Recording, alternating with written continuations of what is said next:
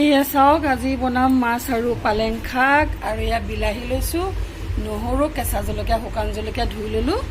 এতিয়া মই বনাম মাছ আৰু বিলাহীৰ জোল। তো মোৰ ভিডিঅ'ত বনি থাকিব। যদি মোৰ ভিডিঅ'বোৰ ভাল লাগে লাইক কমেণ্ট শ্বেয়াৰ কৰিব।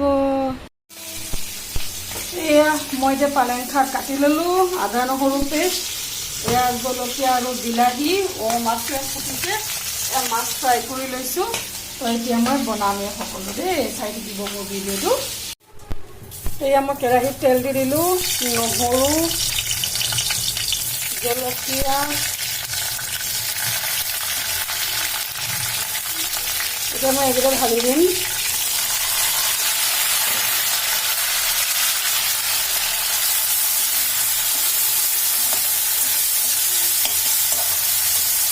এয়া অকণমান আদা নহৰু পেষ্ট দিছোঁ দেই।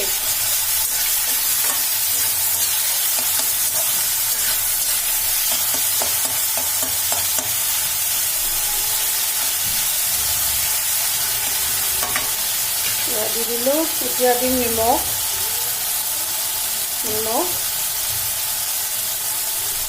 তাৰপিছত অকণমান দিম হালধি,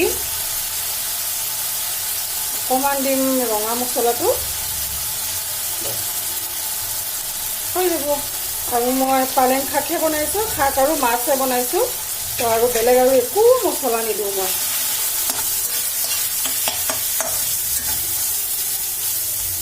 ইয়াতে মই অকণ বেলেগ ধৰণে বনাওঁ।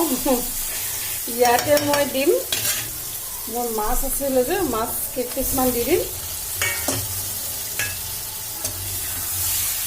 ভাজি ল'ম যে মাছখিনি ইয়াতে অকণমান ভাজি ল'ম।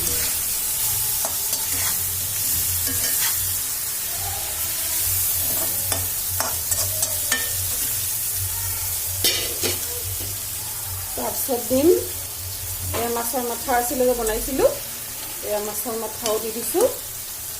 এতিয়া এইখিনি দি এতিয়া মই ধুনীয়াকৈ ঢালি দিম মোৰ এই পালেং শাকখিনি।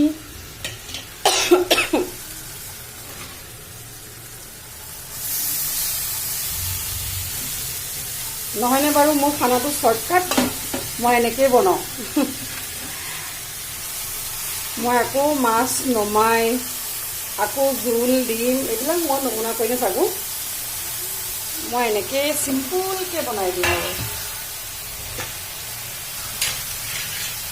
এতিয়া মই এইখিনি ঢাক মাৰি দিম, অকণমান পাছত হিলাম নহ'লে মাছটো ভাঙি যাব যে, সেইকাৰণে।